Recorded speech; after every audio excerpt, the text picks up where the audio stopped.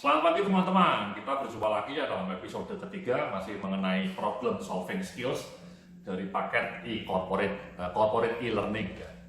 Dengan saya Yudhya Anwareksa ya, Master of Science in Human Resource Management. Jadi di dalam segmen ketiga ini kita akan bicara mengenai tahapan berikutnya dari problem solving proses ya, yakni finding your solution. Tadi di dalam segmen sebelumnya kita bicara mengenai bagaimana memetakan sumber masalah ya. Jadi sekali lagi ketika Anda menemui masalah itu jangan terburu-buru langsung jump to solution ya. Anda harus analisis dulu itu sumber penyebab utamanya apa. Masalah dalam penjualan, masalah dalam penyelesaian pekerjaan, atau masalah karir Anda, atau masalah kemalasan Anda gitu ya. Itu Anda harus rumuskan dulu sumber penyebab utamanya apa. Ya, kenapa karyawan itu tidak disiplin ya. Jangan-jangan bukan karena masalah karyawannya ya. Jangan terlalu mudah judgement ya. Tapi mungkin karena sistem kerjanya tidak ada, situasi kerjanya tidak mendukung.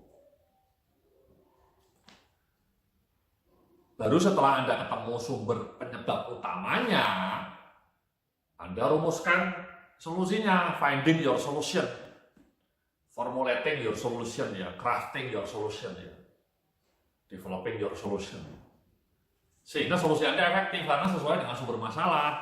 Jangan diagnosisnya salah ya, resepnya salah. Sakit kanker dikira sakit meriang biasa, itu kan fatal akibatnya ya. Oke. Jadi ini ya di slide berikutnya, di slide 12 ini saya bilang prinsip menemukan solusi yang efektif itu sesuai sumber masalah. Ya, sesuai sumber masalah teman-teman. Tadi saya cerita bahwa salah satu masalah bisnis online saya adalah masalahnya kalau tidak ada produk baru. Jadi saya solusinya ya menyiapkan produk baru tiap tahun minimal 1. Atau tadi misalnya saya merasa stuck karena saya sering stres Pak Yudhya. Tadi solusinya mudah kalau Anda sering stres itu, rajin olahraga. Yang sering terjadi kan tidak punya waktu Pak untuk olahraga. Saya kerja dari pagi pulang malam.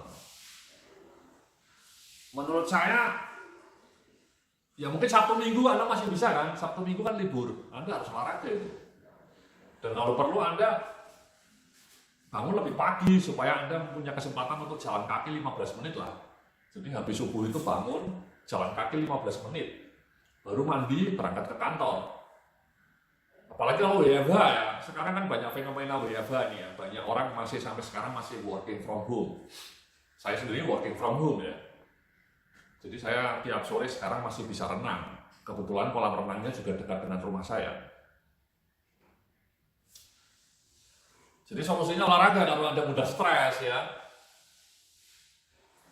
Atau kalau Anda tidak punya action plan, Pak Yudhya saya merasa stuck hidup saya karena saya tidak punya rencana ya. Solusinya simple, Anda susun rencana action plan Anda ke depan.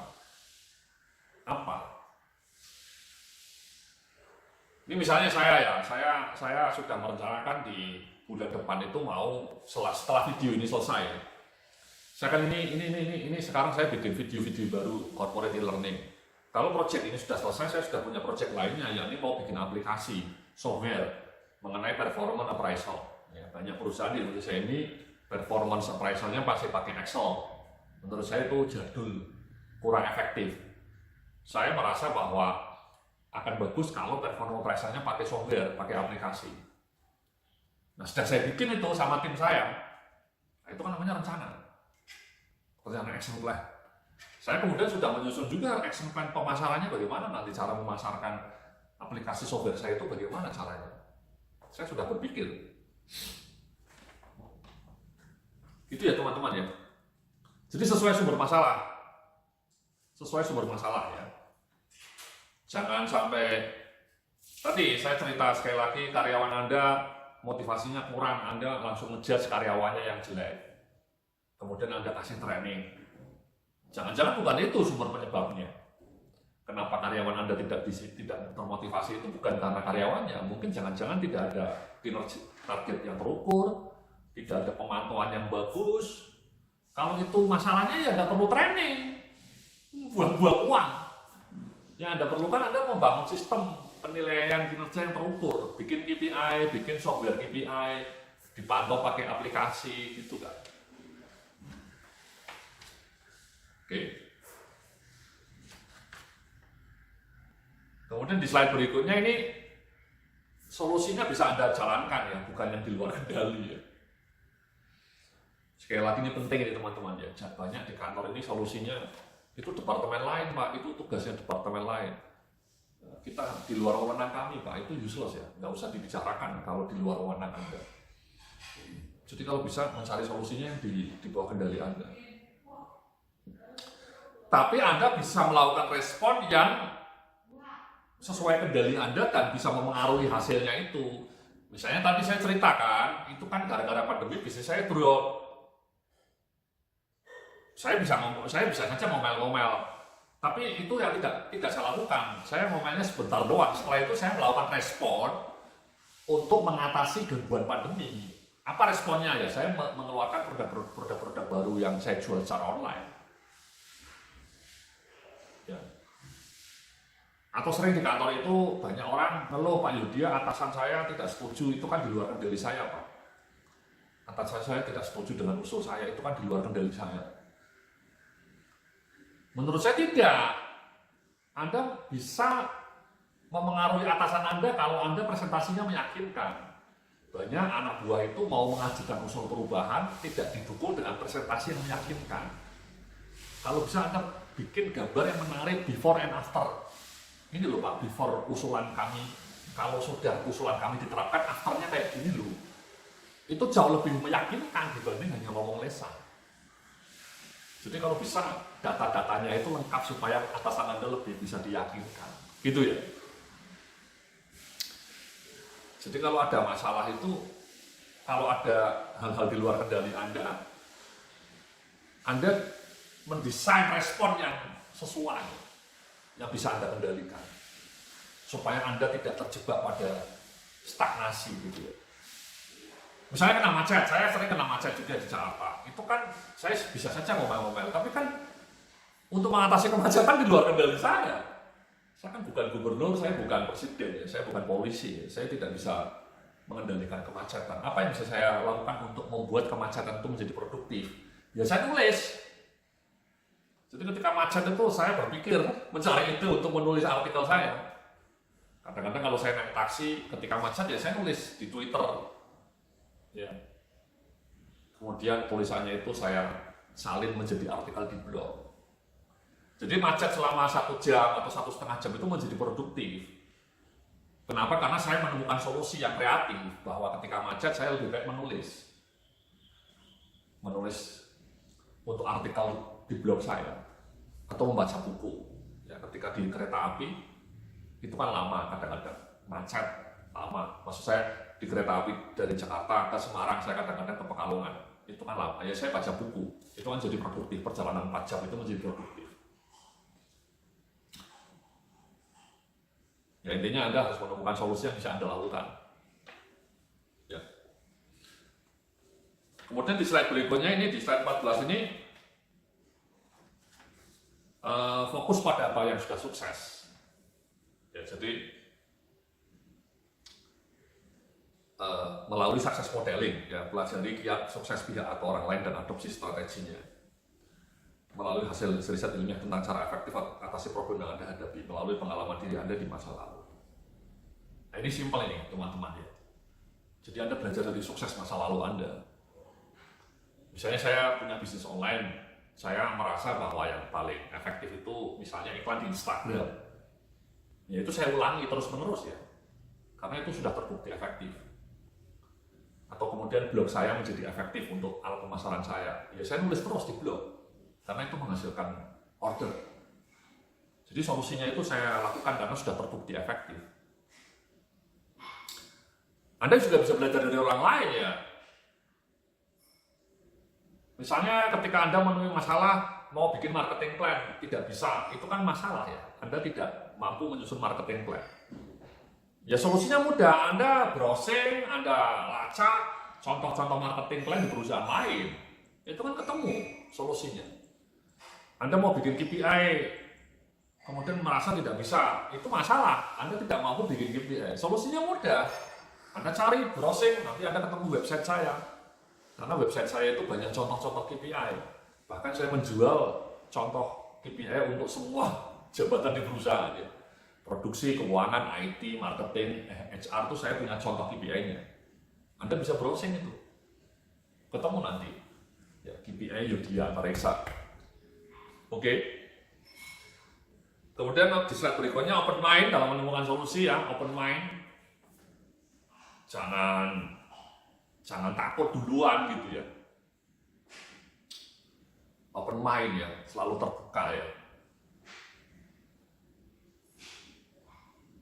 Misalnya saya waktu itu tadi solusi untuk bikin video di YouTube ya. Saya merasa itu masalah saya kan tadi mendapatkan klien. Salah satu solusi yang saya pikirkan adalah kenapa saya tidak mencoba bikin video di YouTube.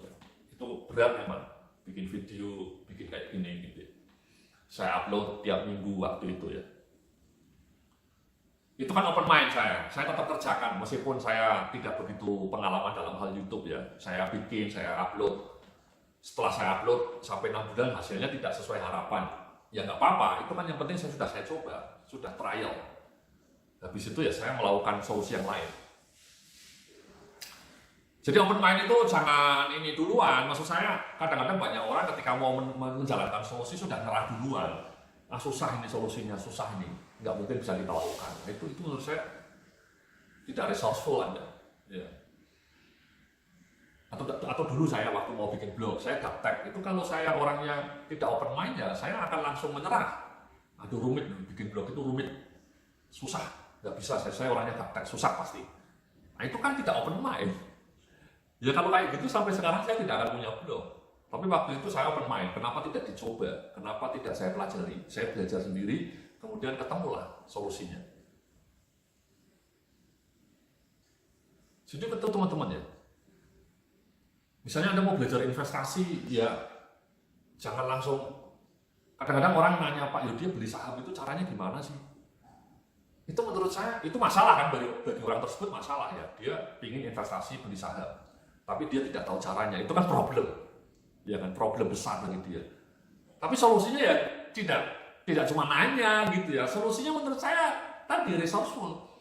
Anda googling aja kata-katanya cara membeli saham. Itu di Google itu ada banyak artikel mengenai kepanduan cara membeli saham.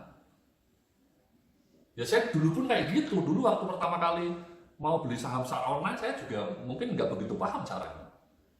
Ya, saya googling lah. Kemudian saya telepon sekuritasnya, saya tanya-tanya langsung ke sekuritasnya. Gitu loh, maksudnya orang itu ketika menemukan solusi itu open mind, jangan manja, jangan terlalu mudah menyerah. Gitu ya teman-teman. Dan kemudian di slide terakhir ini, di slide terakhir dari segmen kali ini, fokus pada solusi yang konkret dan mudah dijalankan. Jadi kalau bisa solusinya itu konkret ya, dan bisa Anda lakukan gitu ya. Misalnya ketika saya mau pasang iklan di Facebook itu kadang-kadang juga itu kan bagi orang yang pertama kali itu masalah juga. Saya dulu juga masalahnya. Bagaimana Pak Yudhya cara pasang iklan di Google? Bagaimana cara pasang iklan di Facebook? Itu dulu saya juga menemui masalah itu ya. Kan saya juga waktu itu nggak tahu caranya, problem juga. Tapi kemudian saya pelajari dan kemudian dari apa yang saya pelajari itu ada langkah-langkah yang simple. Ada langkah yang kompleks ya, Google atau Facebook itu menyediakan panduannya itu lengkap, detail sangat. Kalau Anda ke Facebook itu ada panduannya bisa sampai 200 halaman itu. Panduan cara iklan di Facebook itu 200 halaman, itu kan rumit.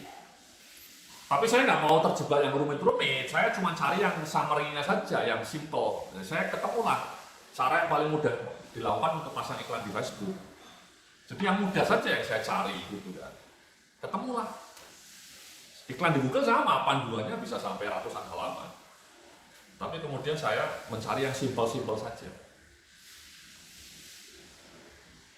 Dulu waktu bikin website juga sama, ada panduan yang ngasih tahu cara bikin website dengan cara yang kompleks pakai coding, rumit. Tapi saya cari yang simpel saja. Ya ini pakai aplikasi WordPress atau waktu itu Blogspot gitu ya. Itu kan simpel. Jadi cari solusi yang konkret yang mudah dilakukan. Jangan cari yang kompleks. Anda mau bikin website yang kompleks sangat bisa, sangat rumit bisa. Tapi ngapain? Ya, cari yang simpel saja. Sama ini saya upload video ini ya misalnya ya. Ini kan problem juga. Ini nanti saya upload videonya gimana ya supaya pembeli saya bisa akses video saya. Itu kalau mau pakai solusinya cara yang rumit bisa ya. Anda bisa langganan video di luar negeri berbayar bahkan. Tapi Anda juga bisa pakai Google Drive. Nah itu kan solusi teman-teman. Dan kemudian ternyata Google Drive itu bisa di-download ya. Dan kemudian video saya yang saya upload di Google Drive bisa langsung ditonton. Bisa langsung di-play. Itu solusi itu teman-teman bagi saya yang jualan video kayak gini, itu solusi yang powerful. Simple tapi powerful. Dulu saya menyangkanya di Google Drive itu videonya hanya bisa di-download, tidak bisa di-play langsung. Ternyata ketika saya upload di Google Drive, video saya ini bisa langsung di-play. Itu kan namanya resourceful, menemukan solusi. Itu teman-teman ya. Jadi kalau Anda terjebak masalah itu keep trying, keep thinking, keep exploring gitu ya. Jangan mudah menyerah, jangan manja, ya, jangan malas gitu, menemukan solusi. Ya.